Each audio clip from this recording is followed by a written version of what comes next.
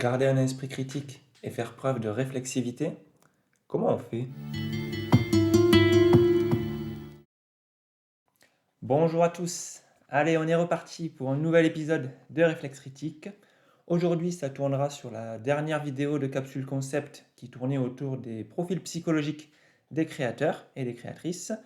Donc les profils psychologiques, on avait élaboré sur les traits de personnalité, sur l'attitude, sur l'état d'esprit ou le mindset en anglais. L'idée aujourd'hui, ce sera de refaire, comme d'habitude, un point critique sur ce que j'ai pu dire, sur ce qui pouvait être faux, sur ce qui pouvait être bien. Et on s'aidera, comme d'habitude, d'une interaction avec un chatbot. Pour l'étape 2, qui consiste à reformuler et à identifier les mots compliqués, on va voir ce qu'il nous donne. Je vais essayer de ne pas y passer trop de temps parce que c'est une étape un peu rébarbative. Et d'ailleurs, un mot compliqué, rébarbatif, un peu usante, éprouvante. Mais on va quand même voir, c'est intéressant, les mots que lui a ciblés comme étant un peu difficiles ou peu fréquents. Alors il me dit qu'il en a trouvé 5, on va voir si ce sont vraiment des termes compliqués. Il y en a peut-être que j'ai déjà expliqué, et si c'est le cas, on passera assez vite. Alors psychotisme. Bon, psychotisme, j'en ai parlé dans la vidéo, c'est vrai que ce n'est pas un mot qui est employé souvent, mais on va voir ce qu'il nous dit comme une distinction, ça pourra compléter ce que j'ai pu dire, parce qu'encore une fois, je ne suis pas spécialiste du psychotisme, mais c'était un trait qu'il me semblait intéressant de développer pour montrer qu'il faisait partie des traits de personnalité associés à la créativité. Alors, il nous donne des équivalents, donc une imagination débordante, une tendance à la pensée magique, une propension à la rêverie, un esprit fantaisiste, une capacité onirique. Très intéressant, ça vous donne du vocabulaire aussi, et moi aussi d'ailleurs, je connaissais tous ces mots, mais je n'aurais pas pensé forcément pour les mettre en périphérie de ce concept de psychotisme.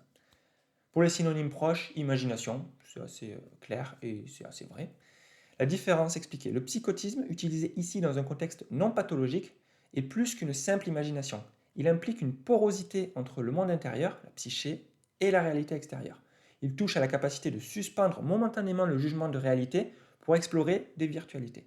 L'imagination est le mécanisme de production d'images mentales, tandis que le psychotisme, c'est la disposition à les considérer comme potentiellement réelles ou significatives, brouillant les frontières. Ok. Une analogie ou une métaphore qui donne, le psychotisme est comme un passeport qui permet de voyager au-delà du miroir.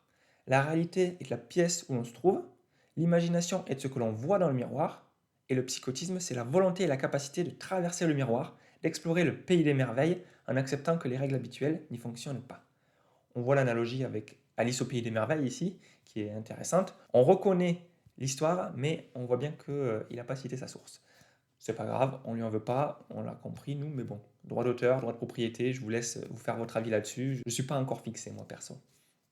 Et alors, il nous donne une source qui est intéressante. Le terme est souvent dérivé du modèle des Big Five, ou plus spécifiquement du modèle PEN, psychotisme, extraversion, névrosisme, d'un auteur qui s'appelle Eysenck, et il donne la source, la psychologie des traits de personnalité, par exemple le modèle d'Eysenck.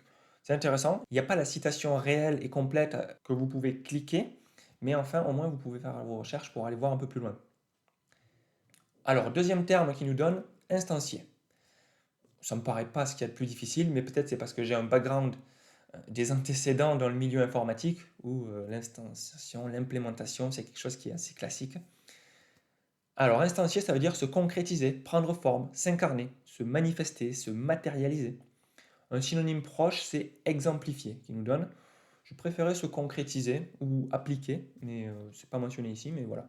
Alors la différence, instancier signifie transformer un concept abstrait, une classe, une idée, en une réalisation concrète, en un cas ou une instance spécifique. C'est pour ça d'ailleurs qu'on dit instancier, c'est une instance spécifique. Un état d'esprit s'instancie dans l'action. L'idée latente devient un fait. Exemplifier, en revanche, ça signifie illustrer un concept général par un exemple particulier pour faciliter la compréhension, mais l'exemple n'est pas nécessairement la réalisation complète de ce concept. Ça veut dire que l'exemple est plus partiel que l'instance ou l'instanciation. Analogie métaphore, l'instanciation est comme la relation entre la recette de cuisine, le concept, et le plat que l'on sert, l'instance concrète. L'état d'esprit, la recette, s'instancie dans l'attitude, le plat réel que l'on déguste. Alors un troisième terme qui nous met en avant, c'est celui de métacognition. Alors c'est vrai que métacognition, c'est pas toujours employé. Pour moi, il me semble assez familier parce que dans le champ de la psychologie, c'est un concept qui a émergé depuis quelques temps et qui est très prolifique dans la recherche scientifique autour de la psychologie. Alors, métacognition, il nous donne plusieurs équivalents ou expressions. Ça nous donnera des petites définitions parce que je ne l'ai pas trop développé dans la vidéo précédente. Alors, la métacognition, c'est la réflexion sur sa propre pensée, la connaissance de soi cognitive, l'autoréflexion mentale, la pensée de second ordre ou la surveillance de son processus de pensée. En anglais, des fois, surveillance et monitoring. L'auto-observation, ça peut aussi être ça. Donc, un synonyme proche, il parle d'introspection. Il va nous expliquer pourquoi c'est différent, mais j'avoue que c'est quand même assez différent, la métacognition et l'introspection. L'introspection est l'observation et l'analyse de ses propres sentiments et états mentaux au sens large. La métacognition, c'est un terme plus précis et technique en psychologie et en sciences cognitives. C'est la pensée sur la pensée. Elle concerne spécifiquement la connaissance et la régulation de ses propres processus cognitifs. Comment j'apprends, comment je résous un problème, comment je me souviens. L'idée, c'est de savoir à la fois comment un être humain fonctionne en général et comment moi particulièrement je fonctionne sur les aspects apprentissage, résolution de problèmes ou mémoire. Une analogie qui nous donne, si ta pensée est un ordinateur qui travaille, l'introspection, c'est regarder l'écran pour voir ce qu'il fait. La métacognition, c'est de regarder le gestionnaire des tâches pour voir comment l'ordinateur utilise la mémoire et le processeur et de décider si on doit fermer certains programmes pour mieux travailler. J'aime bien cette analogie, elle est plutôt parlante. J'ai, encore une fois, une sensibilité technologique, mais enfin, au moins, ça donne une idée très imagée. Source, il nous donne le concept de métacognition qui est attribué à John Flavel. Oui, c'est un des auteurs qui a écrit sur ça. Alors, il nous donne vraiment un article ou plutôt un livre ici, probablement. Métacognition and Cognitive Monitoring, a New Area of Cognitive Development Inquiry. Une nouvelle ère d'investigation du développement cognitif. Quatrième terme qui nous cite, le neuroticisme ou le névrosisme. Entre l'anglais et le français, il y a toujours plusieurs termes comme ça, il n'y en a pas un qui s'est vraiment fixé. Moi, je dirais névrosisme. Et les équivalents qu'il nous donne, c'est l'instabilité émotionnelle, la vulnérabilité au stress, la tendance à l'anxiété, l'hypersensibilité ou la forte réactivité émotionnelle. C'est vraiment ça qui se cache derrière le névrosisme, donc c'est intéressant. Et ça vous donne des exemples de qu'est-ce que ça veut dire plus concrètement ou avec d'autres mots. Synonyme proche, l'anxiété. Il va à nouveau développer pour dire en quoi c'est différent de l'anxiété, mais c'est quand même un synonyme proche, il a raison. Le neuroticisme, ou névrosisme, est un des 5 grands traits de personnalité qui est présent dans le modèle du Big Five. Ça, c'est tout à fait vrai. Il décrit la tendance générale d'un individu à éprouver des émotions négatives, comme l'anxiété, la tristesse, la peur ou la colère.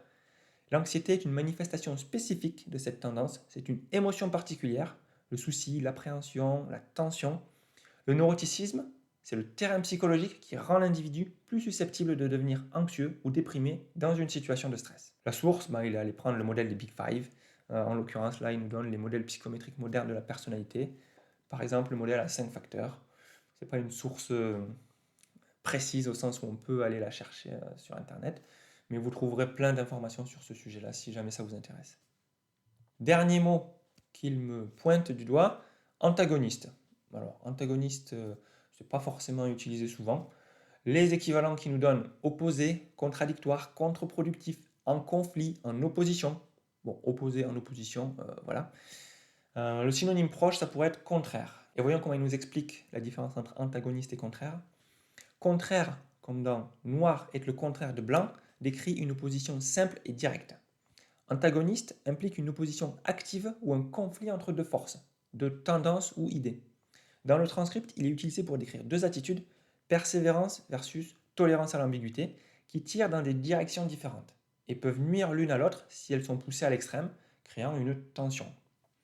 Deux idées sont contraires, comme deux équipes qui jouent sur deux terrains différents, alors que deux idées sont antagonistes, comme deux équipes qui s'affrontent lors d'un match de tir à la corde, chacune tirant activement dans la direction opposée.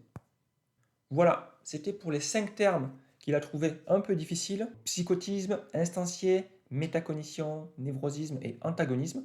J'espère que si vous ne les connaissiez pas, ça vous a donné une meilleure vue de ce que ça voulait dire. Et on va passer à l'étape suivante.